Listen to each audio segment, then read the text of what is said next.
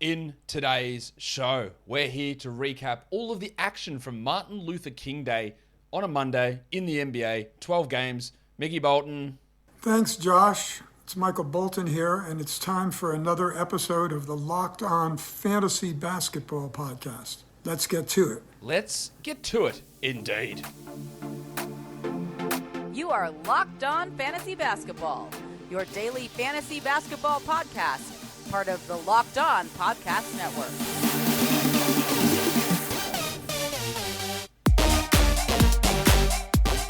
Hello and welcome to the Locked On Fantasy Basketball Podcast, brought to you by Basketball Monster. My name is Josh Lloyd and I am the lead fantasy analyst at basketballmonster.com and at Yahoo Sports Australia. And you can find me on Twitter, as always, at redrock_bball and on Instagram at Locked On Fantasy Basketball. Thank you for making Locked On Fantasy Basketball your first listen every day. We are free and we are available on all platforms. Here we are, massive day. 12 games on, basketball all day, and lots of takeaways for us to get into. Not so much in terms of news, but in terms of in-game results. Let's head to the news right now, though, and just talk about a couple of injury returns, which is what we're looking at the moment. Kelly Olynyk, he's not playing tomorrow, but he will be back this week, it appears, and I would grab him. Isaiah Stewart's obviously not up to it. Trey Lyles is Trey Lyles, and Olynyk, it might be rusty when he starts things off. I don't really have any huge hopes immediately, but I think a top 100 player is hiding there, and I'd want to grab him if he's available. Joe Harris and Jeremy Grant, looks like they'll be out at least another week, maybe more, maybe 1.5, 2 weeks, but their return is coming. I don't think Joe Harris is a 12-team league player, even when he returns. I know Kevin Durant's out, but he's more in the Tim Hardaway, Duncan Robinson, that sort of mold as a three-point specialist streamer, irrespective of your Durant status. He's not a must-roster guy, I don't think. It can help, and he might help your team perfectly. But he's not a guy you have to go out and grab. Jeremy Grant is. Grant, be interesting to see where he fits in and how, if he hijacks the offense at all, how if he helps Cade, if he hinders Cade, because there were some issues before where Cade wasn't taking shots and Grant was taking like 25, and that's obviously not ideal. So we'll see where Grant fits. But I think when Grant comes back and plays some games, I would be selling high. Because I think there is, if I was the Pistons, I'd be trading him. I wouldn't have signed him to begin with. But that's beside the point. I think there is a chance that he is dealt. Probably not as high of a chance as there should be. But I think there is a possibility of that going down. Remember, at this time of the year, we are 3 weeks away from the NBA trade deadline. That don't get sucked into rumors. Right? You will read articles on Bleacher Report or on Hoops Central or some other bullshit site that steals content. You guys know the ones that I mean. And they'll put out like, yeah, this has been discussed, or this is the trade, or, yeah, I saw an article today that had breaking news. This trade is happening. Like, it's not. So just be really careful about what you read, what you consume, and making fantasy moves on the back of rumors such as those is almost definitely going to be detrimental. Like, we can have assumptions that Miles Turner's getting traded. We can think that there's a real big chance that he's getting traded. And I do think there's a pretty decent chance that it happens. But it's not locked in that he's going to Dallas. So we don't have to go, what happens with him on Dallas and who are the players coming back and how does that all work? There's no guarantee of any of this stuff. And I think making a lot of those moves based on that, it's just going to end up hurting. You might hit one of them and you might miss 10. And that strike rate's not enough for it to make sense to make moves based on absolute and complete conjecture. Let's look at the top ads over the last 24 hours. Cameron Thomas has been added in a lot of spots. Hope you grabbed Kessler Edwards instead. They were both interesting guys, but as I posited, we'll talk about this more in the Nets game, is that with Kyrie back, Thomas's value would be dropped, and Edwards would be the guy to look at there as a priority player.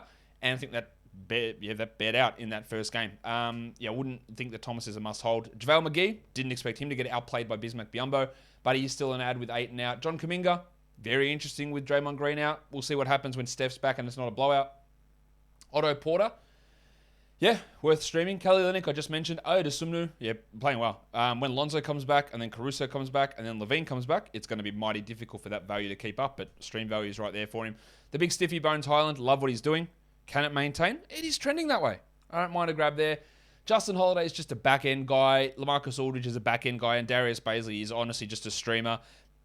4 defensive stats, even though he started today. I don't really see that as a 12-team league situation. Let's look at the top drops now. Faku's down 21%. Sure, no worries. Drop him. Marvin Bagley, well, people didn't give him long, did they? One game, he had a big one, hurt his shoulder, then he was out. That's just the Marvin Bagley story, though. Play one good game, get hurt, play 7 shit ones. Yeah, no worries. Lance Stevenson, yeah, he should have been dropped a while ago. I was never big on adding him to begin with. Monty Morris down 9%. Yeah, no worries. The upside's not there for Monty. Jeff Green down 8%. Alperen Şengün down 8%. I like Şengün, but the opportunity's not there. It is just a stash situation. If you think Christian Wood's getting traded, you stash Şengün and you hope. Otherwise, it's just not going to happen, I don't think. Isaiah Stewart down 8. Lonnie Walker down 8. Eric Gordon down 7. They're all 12-team drops. And Terrence Ross down 7. Yep, that makes complete sense to me as a 12-team droppable player as well. But I've been telling you about this for a while. But I'm going to tell you about it again. It is PrizePicks. It's daily fantasy made easy. And I've got a great deal for you, exclusive for you guys, from PrizePicks. It's a no-brainer. It's an offer for all of the listeners here. $50 free if a player in your first PrizePicks entry scores a single point. But you got to use that code NBA when you sign up. It's an exclusive offer for Locked On fans. Using that code NBA to get that free $50. It is the best NBA DFS prop game on the market. You just pick 2 to 5 players, go their over-under projections, smush them together, and you can get up to 10 times your entry fee back. It doesn't just have to be basketball as well. You can combine your entries with other sports to try and get the most out of your PrizePicks experience. Download the app or go to the website. The app is fantastic to use. Go in there, use the code NBA. It's safe, it's fast. Withdrawals are also safe and fast. So go to prizepicks.com today or go to the App Store and download the app. All users that deposit and use the promo code NBA will get $50 free if your first PrizePicks entry scores a single point. That's right. All users that deposit and use the promo code NBA will get $50 free if your first PrizePicks entry scores a single point. PrizePicks is daily fantasy made easy. All right, let's go into the games. First game up, New Orleans Pelicans and the Boston Celtics. The earliest one, I guess is a better way of phrasing that. Good win for the Celtics, 104-92. Jonas Valanciunas. Jonas Valanciunas. He led the Pels with 22, 14, and 4, and his backup Jackson Hayes, who'd been putting up really big scoring numbers, only had the 2 points. He's just that deeper league guy to watch. Herbalife Jones had another 2 steals and a block. He was bad from the line, but 16 points with 2 threes. Weirdly, just 1 rebound and 0 assists. Good numbers overall. Well, Devontae Graham, we know that you got to punt field goals. 29% shooting is horrific. But 5 assists, 2 steals, a block, and 3 threes. Like, getting those assists is key. It's still not quite enough, but the steals, the threes, he's a fringe guy for certain builds. Ingram had 15, 10, and 6 with rough shooting night there. Well, there are still people, and I don't know why, holding on to Nickeil Alexander-Walker. Get that garbage out of here! He's been dreadful. He has been a huge disappointment, a huge step back from where he was even last season, and he does not need to be on a 12-team league roster. For the Celtics, no Marcus Smart, no Robert Williams. So Dennis Schroeder played 41 minutes. Schroeder played had 23, 5, and 9 with 2 steals and 3 threes. And this is not a surprise. That when he starts, he'll get good minutes and he'll take a lot of shots and he'll score pretty well. And he's a 12-team league guy while Smart's out, but just try to sell him. Any top 100 player you get back for Schroeder is a win. He hasn't been recently sharing the court with Smart at all, so basically just playing like a 20-minute backup role. That's it. Definitely not closing the game. So yeah, you can sell high if you can there. JB, you've done it again. Jaylen Brown had 23 and 8 with 3 threes, and Tatum had 27 and 8. Good numbers from both of those. But with Rob Williams out, it's a little bit disappointing to see Al Horford only played 25 minutes. 12, 7, and 4. The numbers are all right, but without Rob, you would have hoped for 30 plus. It is not looking great for Horf. I will hold him. Barely. It's not looking good. The minutes are just not there enough, and it is frustrating. Only 19 minutes for Joshie Richardson's a bit disappointing with 2 steals and 2 points, while Pritchard played 11 minutes and Neesmith came in for 19 minutes out of nowhere. We don't really need to react to that. Grant Williams started in Rob Williams' spot. He had 2 blocks, he had 2 threes. The shooting numbers remain really, really strong for him. He's been an amazing shooter all season, but obviously not a fantasy asset really in most formats. The second game was the Hornets. They beat the Knicks on the road, 97-87. It was Miles Bridges' time. There was some weirdness going on with LaMelo Ball. Oh, LaMelo's sick. He's not going to start. He's available if we need him to play. Like, just tell us he's out. Like, why do we need this bullshit? I'm going to talk more about this later on. But the NBA starting lineup rules and all this stuff, it's just ridiculous. It is absolute foolishness that there can be so much up and down or unknown with this stuff. Like, I don't like the start that you can have 13 active players for a game. Like, you don't need 13 guys, my guys. Like, you don't need that many. Like, just tell us who's in, who's out. Tell us the guys that are going to play. And make it so we actually know, like, the injury reporting is real. Because this is ridiculous.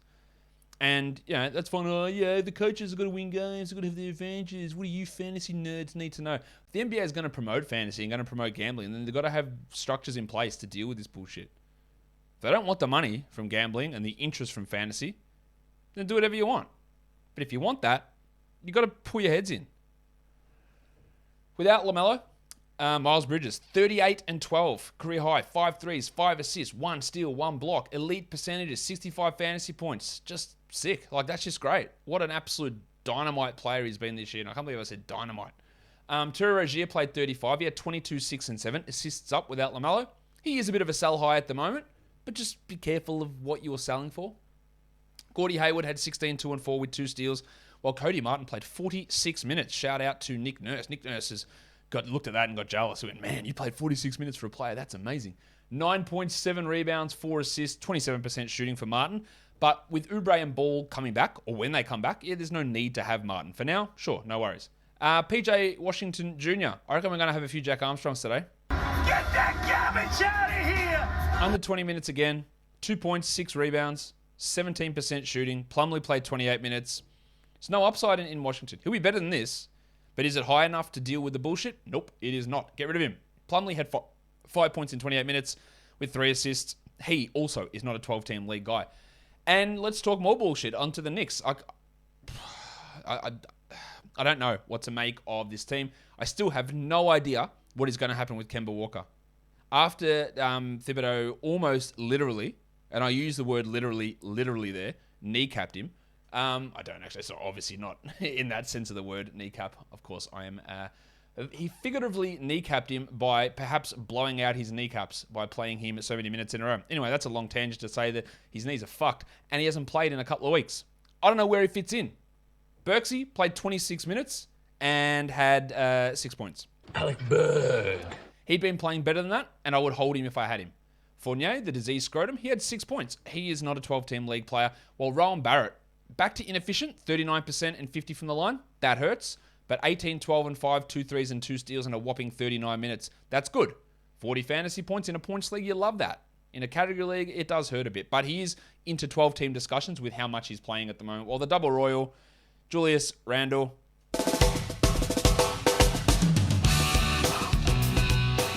he was inefficient as well. He's outside the top 50 now for the season. 18 and 10 with 3 threes. Quickly was good. 12, 3, and 7, 2 steals and 2 threes. But I have zero faith in Tom Thibodeau keeping him in a 28-plus minute role. I just no faith in that whatsoever.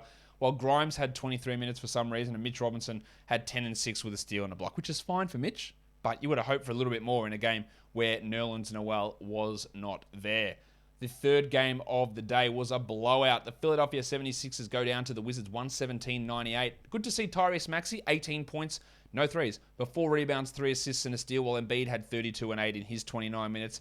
Seth Curry was on the Sal High show. He had 8 points here on 9 shots. He did block 2 shots somehow and have 5 assists, but that was a little bit of a disappointing night. While the Big Avocado had 3 steals, Andre Drummond with 7 boards. He is not a 12-team league must-roster player, despite the overwhelming majority of people in 12-team leagues believing that he is. That's fine. With no Matisse Thybulle, who's out for another week, no Danny Green, and Shake Milton, who's out for like weeks here, Furkan Korkmaz played 28 minutes. 6, 5, and 5 with 2 steals for Furky. He's going to hurt when Green comes back and then eventually Thybulle, but he can at least be like a 14-team streamer, while the thick hogsman, Tobias Harris. I think I am a TH? T to the H! Yeah, TH for life. Now, these performances are definitely not thick hogsy. They are absolutely the thinnest hog in the world. 7 points in 25 minutes on 27% shooting. His shoulder is rooted. He said as much. He said he's going to keep playing through it, but it is obviously a problem. He also fouled out here in 25 minutes, so that's part of the issue. He is a little bit of a buy low, but I don't have much faith in him being a top 50 player. In fact, I think it's pretty unlikely that he gets back to being a top 50 guy. Also, Charlie Brown played 23 minutes. Good grief. 9 rebounds for him, a block on 29% shooting. That's with Thybulle, Green, Milton all out. He's a two-way guy, recently signed, Brownie. So just keep an eye on him for deeper formats. For the Wizards, where should we start? It's got to be the centers, right? Daniel Gafford started and played 8 minutes. Jack Armstrong. Get that garbage out of here! Now, to be fair, he had 4 fouls and got eaten by Joel Embiid.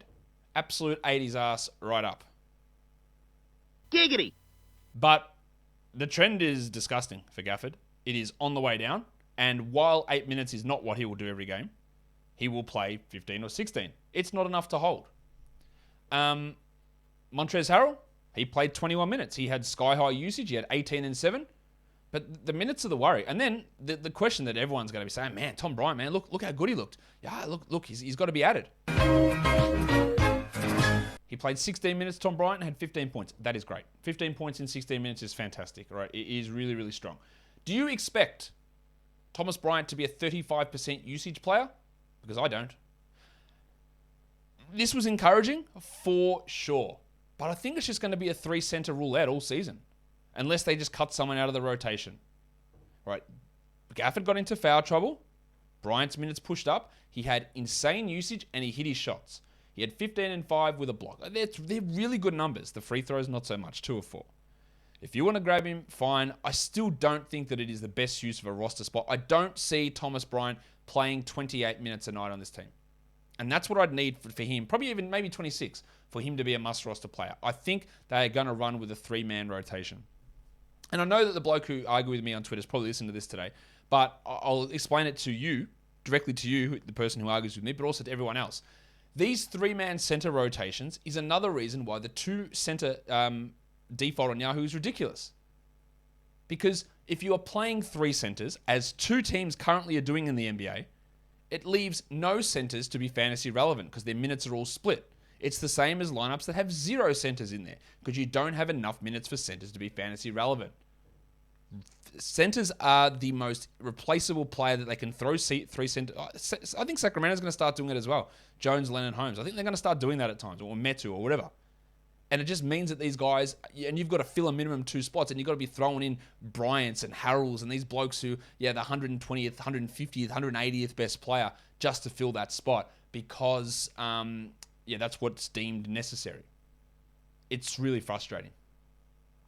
Rui Hachimura had 11 and 5 in 16 minutes. Don't worry. Don't touch him. Don't 12-team him. Not at all. Brad Beal returned. 13, 5 and 6. Shit-house shooting, but he'll be better than that. While the future MVP, Kyle Kuzma, rough from the line, but the rest is great. 15, 16 and 4, 1 steal and 3 blocks. Now you're never getting 3 blocks from Kuz, so don't get too excited there. I guess I'm a little worried that the minutes dropped to 29, and the worry we had with Kuz was Hachimura will return. Bryant will return. So those minutes that Kuzma was getting as the backup center, and then you're getting all those minutes at power forward might be impacted. And they have dropped. He's kept the production up. I still think he's a sell high. I've thought he's been a sell high for a long time. I think in a week or 2 weeks' time, we're going to get to the spot where he's now back. Oh, he is back. He's inside the top 100 now. He wasn't for the first 12 weeks of the season. And I think we're going to see him drop back out of that zone pretty quickly. But really good stuff from Kuzma again, who has taken legitimate steps forward to turn into a very, very solid and dependable starter. With Beal back, Dinwiddie just shit it completely. Absolute bed turds. 7 points, 20% shooting, 5 shots. He had 7 assists. The sell high slump in full effect there. While interestingly, they did not play Denny Avdia as part of the rotation. To me, that's really bad.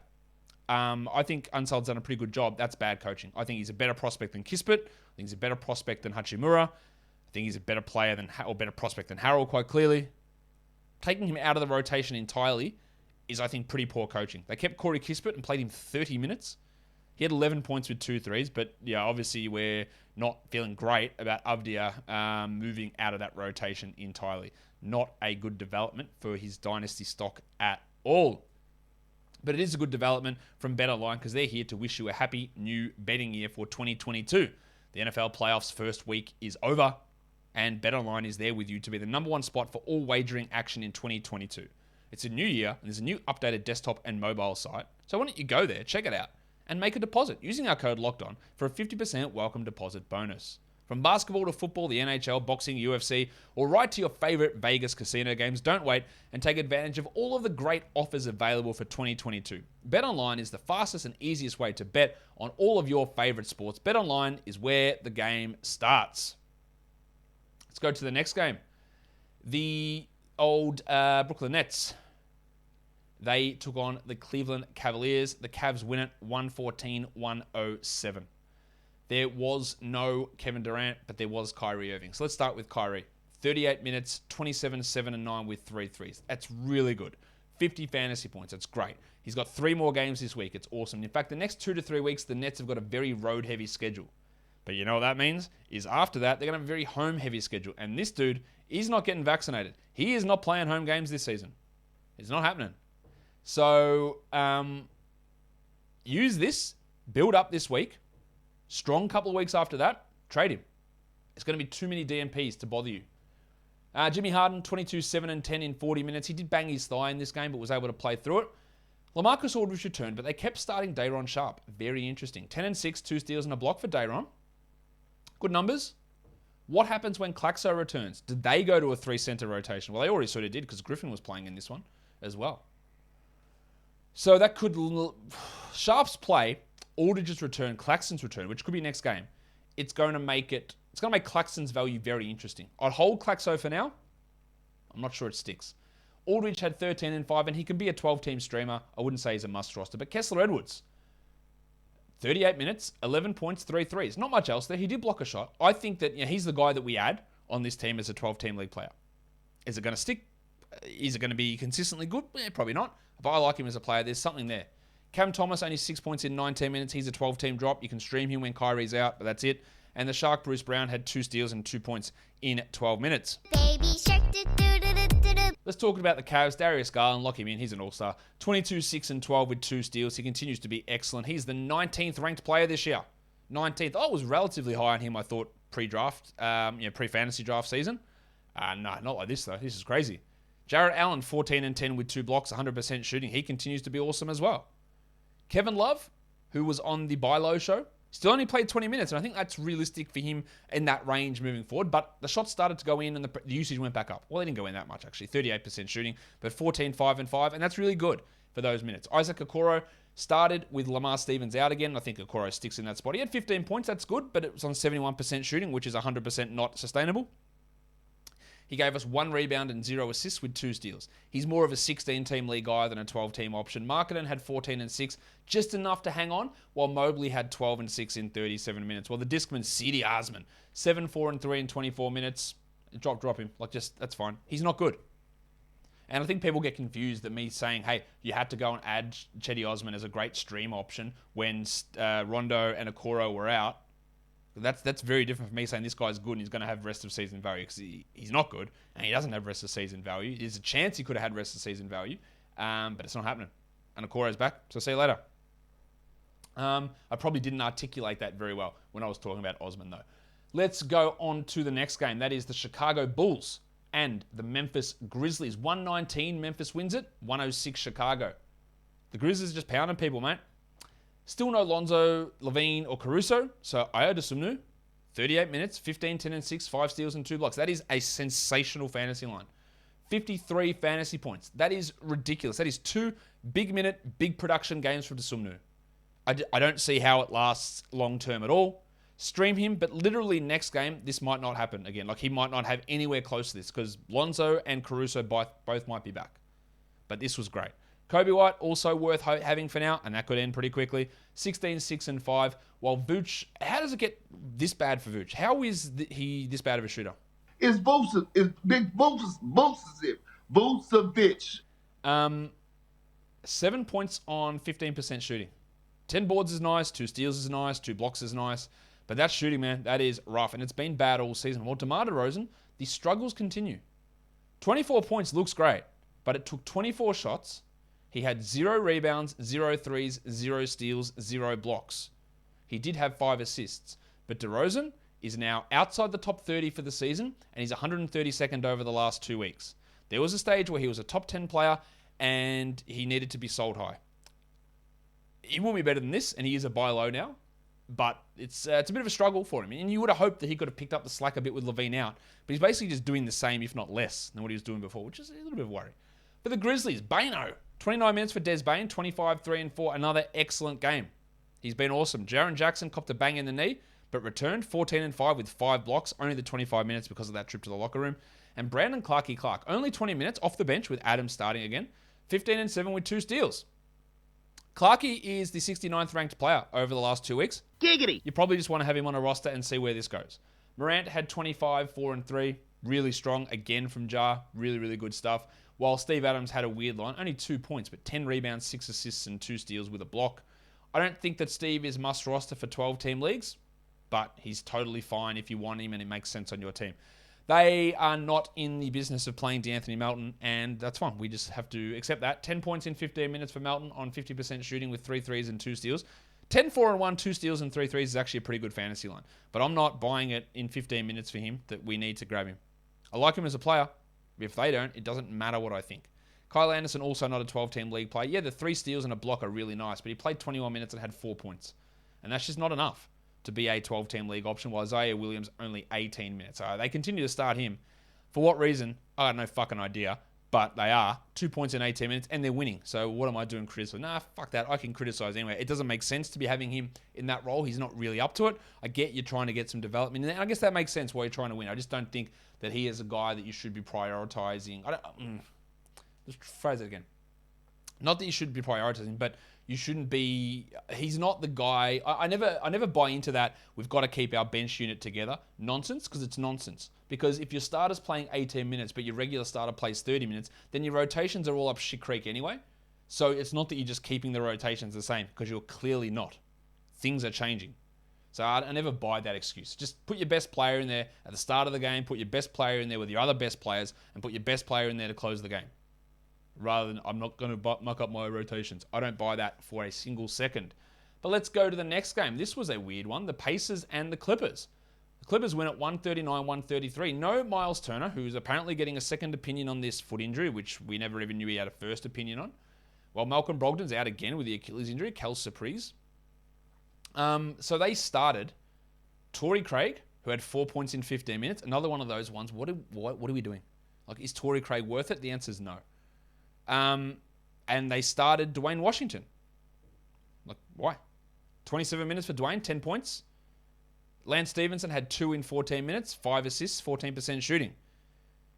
He had those couple of good games to start off with, but every other game that he has played, on the 2 teams he's played for this season, explains to us why he has not been in the NBA for 2 seasons. He just isn't good enough. 12-team leagues, 14-team leagues, 16-team leagues, I will see you later.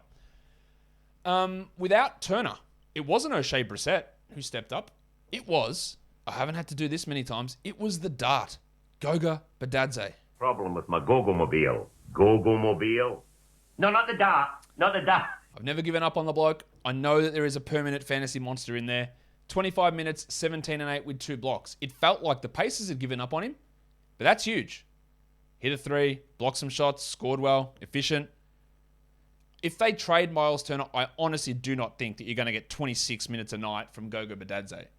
Like, that almost defeats the purpose, doesn't it, of trading Turner to get another center in there with Sabonis. But while Turner's out now, he could be a stream, or he could play 12 minutes next game. And they go to Isaiah Jackson. Or they go to Brissett more. Duarte played 34 minutes, one of his best games, if not his best. 24, 7, and 6 looks awesome. 3 steals, sick. 71% shooting is awesome, but also completely unreal. It's just not going to continue. But I'm more encouraged by the minutes, the assists, and the steals. While Brogdon's out, he could be a stream, but he's also been shithouse in the other games that Brogdon's been out. So grab him, but it's far from a guarantee. While Sabonis had 19, 11, and 7, didn't hit a 3, didn't have a steal. 2 blocks are nice. Yeah, pretty solid numbers there from Sabonis. On to the Clippers. And the thing you're going to look at straight away is, fuck, Nick Batum, what is going on?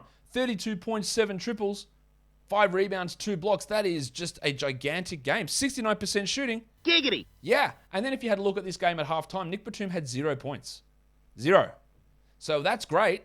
32 points is great. In a half, it's actually unbelievable that happened. But which one's real? Is the 0-point half real? Is the 32-point half real? Neither of them are, to be honest. Which one's closer to being real? The 0-point half. Now, he has been starting. We don't know what happens when Kennard comes back, which is probably next game, or if Paul George comes back, which might not be at all. But Batum can be solid enough as a grab, just if it makes sense for your team. Marcus Morris, 21 points in 38 minutes, good game there. While the Farmers Union, Amir Coffey, 16, 3, and 7 with 3 threes, continues to play really well. Terrence Mann, see you later. I think Coffey's going to play over Kennard. Coffey's a 12-team ad. I don't think it's going to last long term, but that doesn't matter. We'll just add him for now. And then there's the other team that's running the 3-center rotation. This was Ty Lue's quote. We're going to play all 3 centers in the first half. I'll see which 2 are playing better and then play those 2 in the second half. I have never heard of a dumber coaching theory in my life. Have some balls and make a call. And also, Tyron, just because a player played well in the first half, that does not mean that they will continue to play well in the second half. That just is not how it works. You shot... Your example, Ty Lue, is Nick Batum, right on your team, who had 0 points and then 32 points. Imagine if you had Serge Ibaka, who played the first half and then didn't play the second half, but he had a 32-point second half just sitting in his pocket, ready to unload. Playing well in the first half does not mean that you will play well in the second half. That is not how it works. So just get a rotation, get a plan, and stick to it. But no, we're going to run this 3-center bullshit, which is up in there, which means that it's hard to roster Zubats. We can't do it with Ibaka, and we probably can't do it with Hartenstein either. Now, Hartenstein ended up with 15 minutes, 9 points, 2 assists, a steal, and a block. Not bad. But if we're going to have these ups and downs with minutes, where some games he plays 5 minutes, he had like 3 minutes in the first half, Hartenstein here. And then apparently he was deemed to be the second best guy to get the minutes. I don't know. Zubats had 10, 5, and 4, which is like totally fine. I think he's more of a 14-team league player though. Bledsoe had 6 assists in 19 minutes. It's not going to get easier for Bledsoe when Kennard returns, though, so I don't think that he should be viewed as a must-roster player. Let's go on to the next one. Man, this is a long show. Sorry, guys. The Atlanta Hawks, they somehow beat the Bucks. The Bucks were up pretty big in this game, and then the Hawks came back and ended up winning at 121-114. Chris Middleton, it's exactly what I talked about on the Buy Low, Sell High show today. I said you're going to have to eat, when you're selling high, you're going to have to eat some games where the bloke continues to play well. That's the best way to get a successful sell high. 34, 7, and 4, 2 steals, 2 blocks, 4 threes. It's a sick game. It's a massive game. Drew could return next game. And then Middleton's numbers will probably, presumably, come down. Pat Connaughton had 14 and 6 with 4 threes. Good. Don't care, though. Not a 12-team ad. Punch Bob 13 and 13, while Giannis had 27, 6 and 6 on some pretty rough field goal and free throw percentages. Grayson Allen also fell away. He had 9 points. They also subbed in George Hill for Wes Matthews as a starter, which is, I guess, something. I don't really know why. But Matthews off the bench fouled out in 21 minutes, while Hill had 5 points in 31. So the Matthews, Hill, Nwora, Allen, DiVincenzo, Connaughton combination, it's just going to mean that none of those guys are 12-team league players eating into each other's minutes.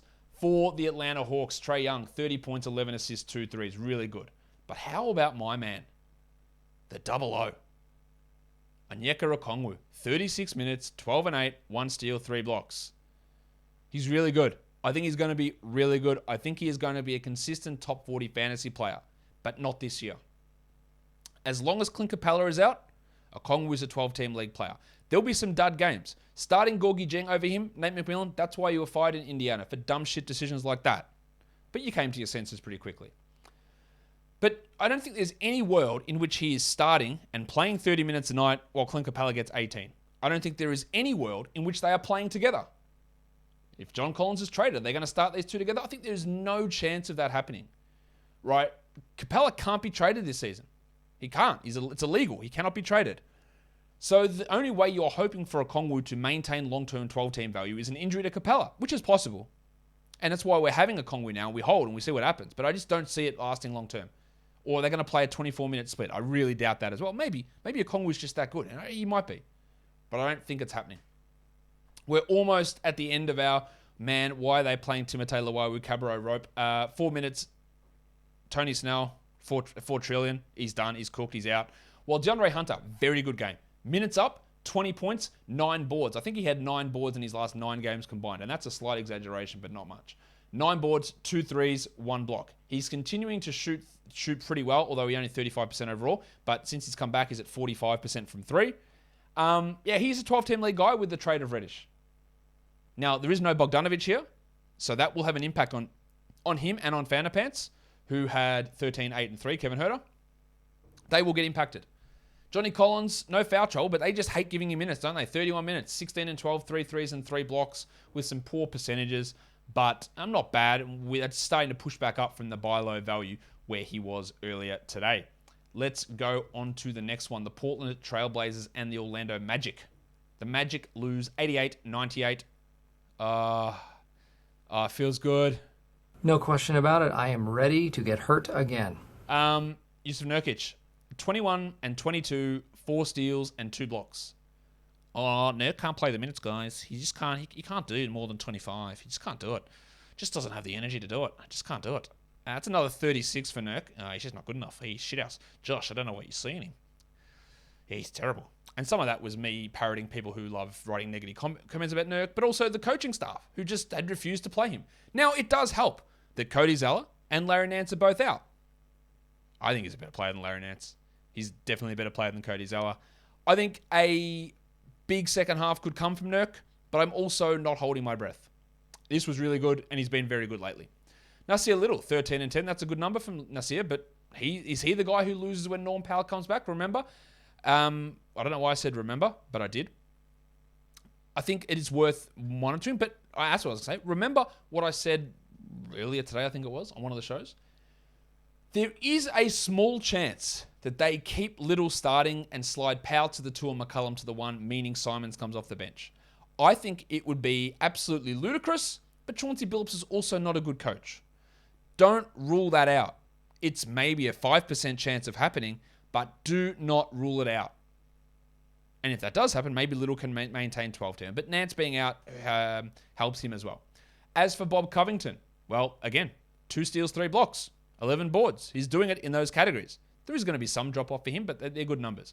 While McCullum's first game back had 28 minutes, 16 points, 2 threes, steal and a block. Good numbers from CJ, but it killed Anthony Simons. Not killed him in terms of we have to drop him, because we absolutely do not do that.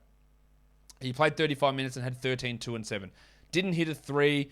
The shots wouldn't go in. Now, again, it's one of those things, almost the opposite of what I say so much about Sal Highs, is when a player gets increased opportunity and then turns their permanent production up as well and starts hitting every shot. You get the triple whammy and it looks amazing. You go, holy shit, look how good that game was.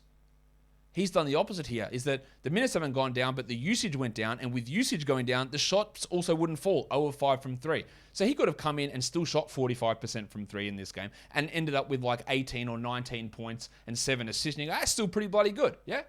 But unfortunately, the usage dropped along with the efficiency drop, so it makes it look significantly worse. And CJ returning doesn't mean that his field goal percentage and he's going to miss every 3-pointer. It's got nothing to do with that. The usage, yes. The other stuff, no. So it's a little bit coincidental that amplifies the struggles and makes it look worse than it actually is. McLemore had 14 points in 21 minutes. Cool. You can move on from him and leave him for the deepers. On to the Orlando Magic. No Wendell Carter still. So Mo Wagner, Flaming Mo.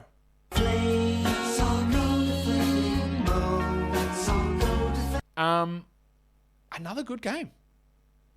Don't look now, but he's outperforming his brother just at the moment. 14 points in 15 minutes for Mo Wagner, 2 threes, 2 blocks, 4 rebounds, 2 assists. I think there's an argument to keep him in the rotation when players are healthy, but probably not to be a fantasy guy. Bumba played 20 minutes. He blocked 4 shots. He had 9 boards. He had a trip to the locker room with an ankle problem, but he returned. He came off the bench behind Robin Lopez for some reason, probably conditioning. We're holding on to Bumba, and we hope it gets better. I thought Jalen Suggs looked really good, and I think playing him 20 minutes is really, really bad. 10, 6, and 3. I think that's really good production. I would grab him in 12-team leagues. He has looked very good to me since returning from the thumb injury. It's just 21 minutes. We should not be seeing 29 minutes of Gary Harris. We should be seeing 30 minutes of Jalen Suggs. Surely it's going to happen soon. I am officially spooked about Cole Anthony. 28 minutes, 9 points, 23%. 9 rebounds, 6 assists.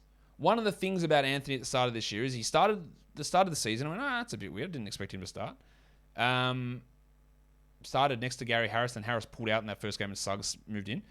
And the first couple of games he shot poorly. It's the same bullshit again from Anthony. I don't see how this is going to work. And then he went crazy. He had high usage and efficiency, unbelievable, like huge improvements. I mean, holy shit. I did not see this coming.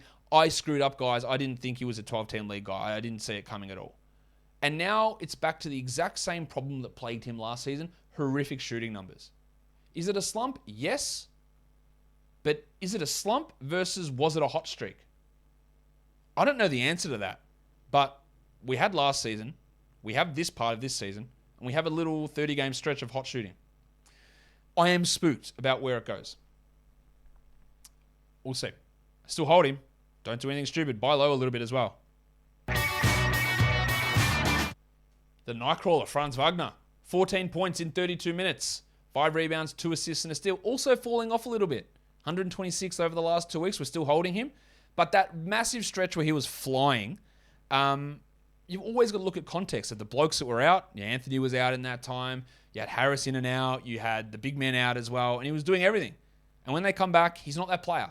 And we've seen that drop off. And then we've still got to incorporate Fultz, the Spectre Jonathan Isaac, the author Jonathan Isaac, and Wendell Carter Jr.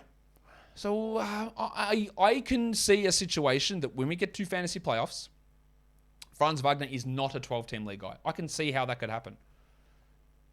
I don't think it's going to happen. I'm not making moves based on that, but I think there's a chance of that. Let's go to the next game.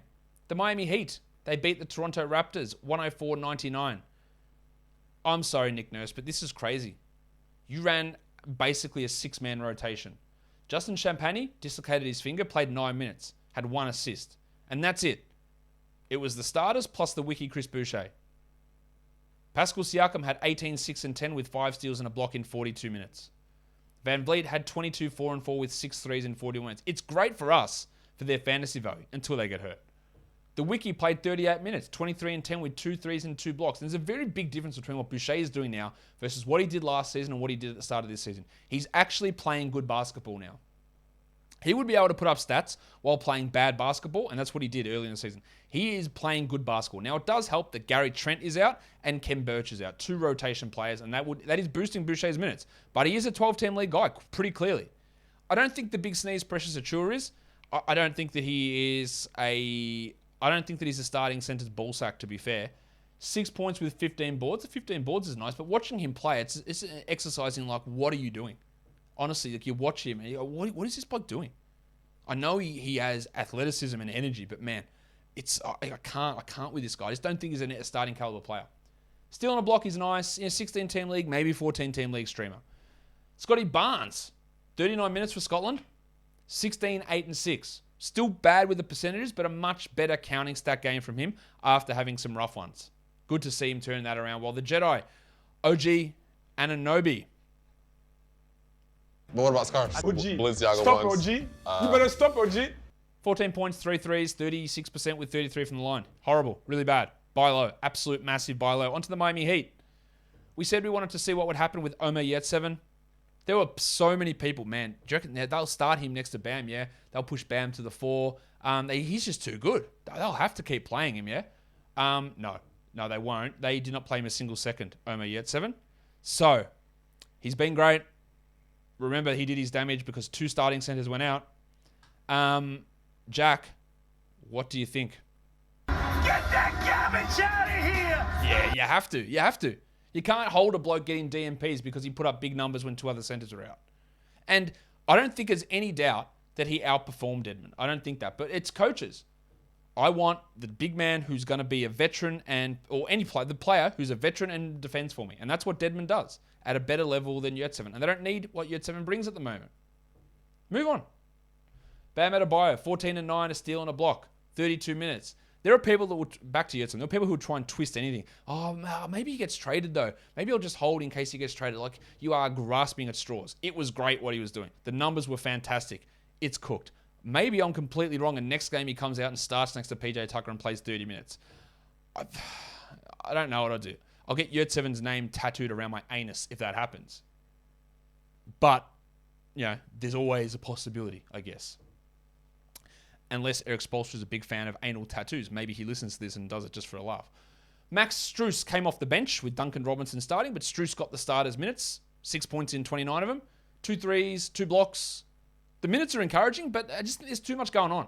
With the players getting healthy, and this is still without Kyle Lowry, there's too much going on for him to be a 12-team league guy. Duncan Robinson, don't worry about that bullshit. 8 points in 18 minutes, while Hero had 23 and Butler had 19, 10, and 10 with a double-double. Gabe Vincent replaced Kyle Lowry. 15 points. He had 2 steals, 2 blocks with 3 threes. He's a good streamer while Lowry is out, but literally last game, he was a DNP CD. So when we hear Lowry's back, we piss Vincent off, we get both our feet right up his ass, and we say, see you later. It should be a simple... I did recommend holding Yurtseven just to see what happened. I had 2% faith in him getting enough minutes to be relevant, and even that was obviously misplaced. Let's go to the next game. The Phoenix Suns get the win over the San Antonio Spurs, 121-107.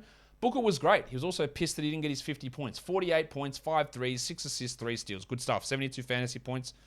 while Paul had 15, 2, and 12 with 2 steals and 2 blocks. But I did not think I'd be talking about a 17 and 14 double-double from Bismack Biyombo. Did not think that at all.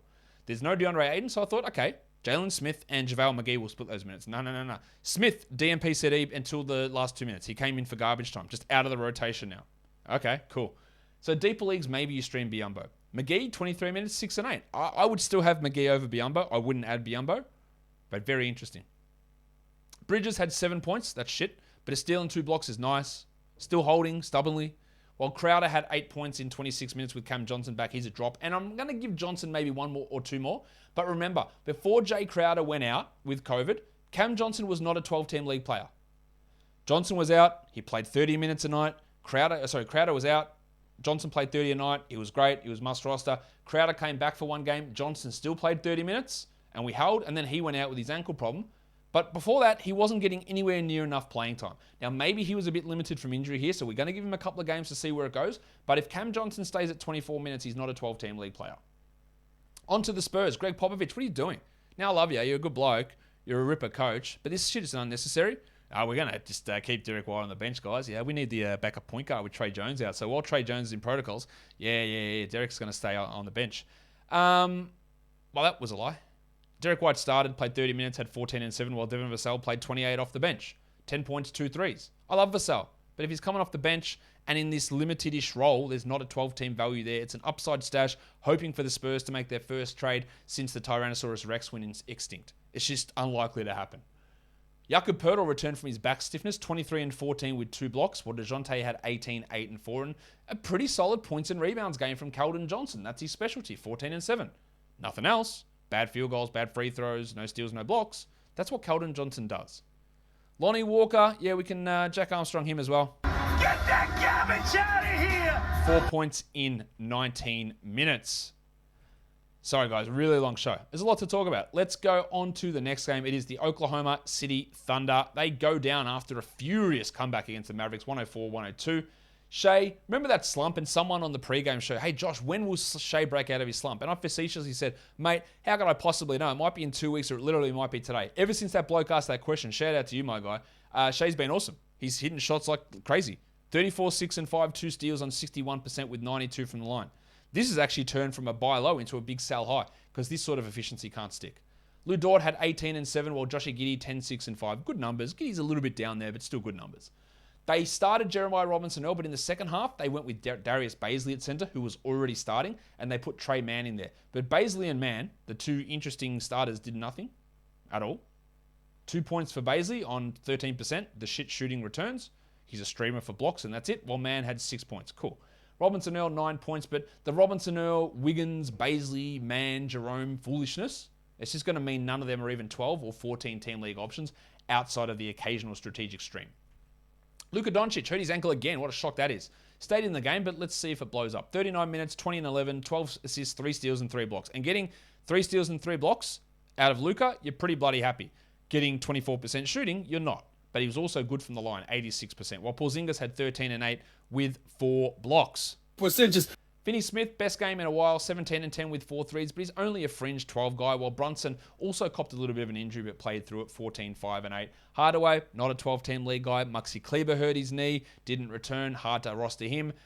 Dwight Powell had 10 points in 20 minutes, but just deeper league stuff for him as well. All right, so let's go to the last game of the day. The Lakers get the win over the Jazz. The Jazz are up in this one. It's a huge comeback by the Lakers to get the victory with a powerful fourth quarter. 101-95 is the final score. Rudy Gobert, he did his thing. Rudy Gobert.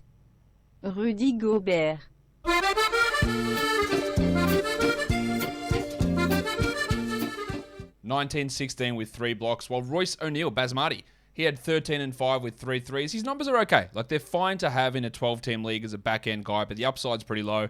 And if you do need to clear roster space, he's the guys you drop. Don Mitchell, really poor shooting, 13, 8 and 7, 32%, missed all 8 of his threes. Conley played on a back-to-back, played 28 minutes and had 20 points. That's really encouraging. I don't know if that'll happen every time, but it was encouraging. while Ingles had 9 points, and it was a stinker from Bogdanovic as well. 5 points on 11%, missed all of his threes. 6 assists. He's in a slump, bit of a buy low, but his upside is not particularly high. While Jordan Clarkson, JordanClarkson, another guy that just couldn't shoot. 6 points on 15%. He missed all of his threes as well. Him, Bogdanovic, and Mitchell did not hit a single three. 2 rebounds, 1 assist. And Clarkson, when the shots don't go in, there's nothing else that he's providing. He can be a 12-team league guy on the right team, but overall, he's not a must-roster player and doesn't need to be held on a roster if it's not working for you. For the Lakers, Stanley Johnson went bananas, especially in the fourth quarter. He had 10 points in the fourth quarter, ended with 15 and 6 with a steal and 2 blocks. He's still on a 10-day. He shot 78%, which of course is not going to continue. Do not scoop him up in a 12 or 14-team league after this. While LeBron had 25, 7 and 7 with bad percentages, and they went back to starting Dwight Howard after they said a week ago, nah, we're going small, mate, not starting centers anymore. Dwight started 2 in a row. He had 3 steals and 2 blocks. I guess it's the Gobert matchup. They also made some weird changes. Malik Monk went to the bench. I mean, sure. While Trevor Ariza started. 25 minutes for Monk, 14 and 7. I am holding on to him. While Ariza did nothing. He's washed, man. 4 points in 27 minutes. Austin Reeves only played 21. He should get more than that. While Avery Bradley had 9 points in 27 minutes and only 28 for Russell Westbrook. They did the damage coming back when Westbrook was on the bench. It wasn't a horrific Westbrook game. He had a nice play down the end. 15, 8 and 3, but again, still 36% from the field. At least he hit his free throws, and it's better than some of the other games that he's had. But interesting that he only played the 28 minutes and that the comeback came with him on the bench. The lines of the night for today. The monstrous line of the night goes to, not Mikal Bridges, Miles Bridges. Your waiver wire is Nico Batum. The young gun is Aya Dosunmu, and your dud of the night is Jordan Clarkson. The top 10 players for category leagues for today. Number 1 was Bridges, followed by Devin Booker, Chris Middleton, Nico Batum, Trey Young, Aya Dosunmu, Chris Duarte, Shai Gilgeous-Alexander, Yusuf Nurkic, and Luka Doncic. For the top players under-rostered or rostered in under 50% of leagues, Batum, I don't think it's anything real, but 12-team maybe. Dosunmu, while players are out, sure. Duarte, same thing. But Dadze, if Turner's out, you can take a flyer. Okongwu until Capella returns. I don't buy it for Connaughton. Nasir Little's more of a 14-team league guy. Stan Johnson, it's a bit fluky. Mo Wagner, yeah, with Wendell out, maybe look at him in 14 to 16s. And Gabe Vincent has value as long as Kyle Lowry was out. For your points leagues, your top 10 were Booker, Doncic, Bridges, Nurkic, Siakam, Dosunmu, Gilgeous-Alexander, Middleton, Trey Young, and Kyle Kuzma. And that, after a long, long show, will do it for today. Don't forget to follow this podcast on Apple Podcasts, Google Podcasts, Stitcher, Spotify, and on the Odyssey app. Here on YouTube, give it a thumbs up and leave your comments down below, guys. We are done here. Thank you so much for listening, everyone. See ya.